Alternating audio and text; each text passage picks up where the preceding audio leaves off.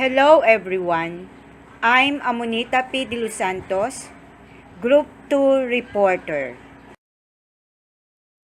My topic is about memorandum or memo. These are the questions to be answers of my topic. What is memo or memorandum? What is the purpose of writing a memo? What are the objectives of writing a memo? And how memo being effective? Before I go to my topic, let us know the trivia. The first known use of memorandum was in the 15th century. The meaning is defined at. In history and etymology for memorandum, memorandum in Middle English means to be remembered. From Latin, neuter of memorandus. What is memorandum? Memorandum in short, memo. Plural form of memorandum is memorandums or memoranda. These are the definitions of memorandum. 1. An informal record or a written reminder. Number 2, an informal written record of an agreement that has not yet become official. Informal writing takes a personal tone as if you were speaking directly to your audience or the reader. Number 3, an informal diplomatic communication. It includes public diplomacy, involves government to people, particular opinion shapers, explaining the national context which the policy arises. 3B. A usually brief communication written for inter-office circulation. The company president sent a memorandum to every employee. 3C. A communication that contains directive, advisory, or informative matter. The memorandum called particular attention to the plight of refugees. Synonyms for memorandum: directive, memo, notice. A memorandum, more commonly known as a memo, is a short message or record used for internal communication in a business. A memo or memorandum, meaning reminder, is normally used for communicating policies, procedures, or related official business within an organization. It is often written from a one-to-all perspective, like mass communication, broadcasting a message to an audience, rather than a one-on-one interpersonal communication. It may be also be used to update a team on activities for a given project or to inform a specific group within a company of an event, action, or observance. What is the purpose of writing a memos? Memos can be used to quickly communicate with a wide audience something brief but important, such as procedural changes, price increases, policy additions, meeting schedules, reminders for teams, or summaries of agreement terms. A memo's purpose is open to inform, but it occasionally includes an element of persuasion or a call to action. All organizations have informal and formal communication networks. All organizations have informal and formal communication networks. The unofficial informal communication network within an organization is often called the grapevine. It is often characterized by a humor, gossip, and innuendo. On the grapevine, one person may hear that someone else is going to be laid off and start passing the news around.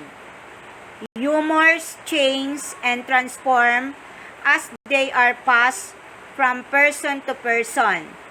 And before you know it, the word is that they are shutting down your entire department. How the memos being effective? Communications strategies Barbara Diggs Brown says that an effective memo is short, concise, highly organized, and never late.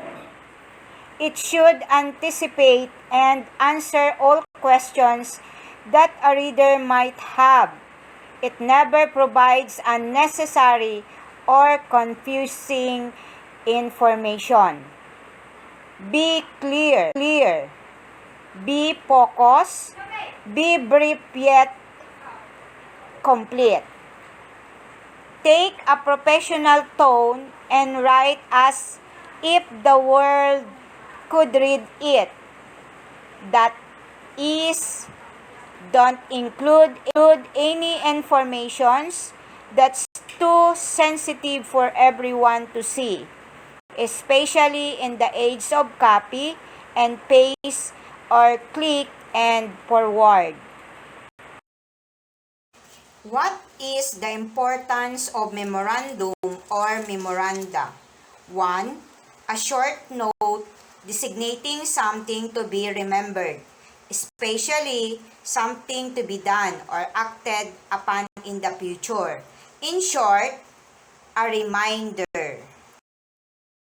Second importance of memorandum is a record or written statement or something. A document for the activity that to be followed. And the last one, an informal message. Informal in the sense without the persons the information is disseminated, especially one sent between two or more employees of the same company concerning company business. The objectives of writing a memos. Memos are placed for just the facts. Facts means factual, truths, evidence, details, or proofs. And should have an objective tone without personal bias. No personal bias. Preference or interest on display. Avoid subjectivity.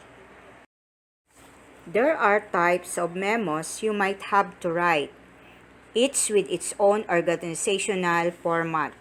1. Information. Information types of memos are more on details. This memo is an informative memo. Example, the different DepEd memo, especially about the maximizing the learning competency. This memo The teachers are advised to follow the new MELC or the MELC in educating the pupils in a new normal situation. Another type of memo is problem solving. This type of memo is for the solution of a problem arises in the school or in the organization. Like one of a problem encountered in Camarines Norte about the conducting of graduation rites, the department down a memo for the not face-to-face graduation, wherein the graduation can be done by the use of the technology like virtual PowerPoint presentation or video telecast. Another type of memo you might have to write is persuasion or persuasive memo. Persuasive memo engages the reader's interest before issuing a directive, whereas an informative memo outlines the facts and then requests the reader's action. Clearly state the purpose of communication in the subject line. Sample of persuasive memo is requesting for the approval of your proposal. Other is the internal memo. In writing a memo proposal or internal memo proposal, allows the employees to communicate recommendation in a short, easy-to-read document. The final piece should persuade your audience to take action on your ideas. This should be formatted on the left-hand side and include who the memo is to, who the memo is from, and the date and the subject matter. In our department, these are the types of memo should be issued, especially in DepEd. Policies or policy, instruction, announcement or announcements, and trip reports. Before I end my topic, please read the saying. A memorandum is written not to inform the reader, but to protect the writer. Memo bring attentions to problems, and they solve problems. They accomplish their goals by informing the reader about new information like policy changes, price increases, or by persuading the reader to take an action in the memo. That's all, and thank you very much.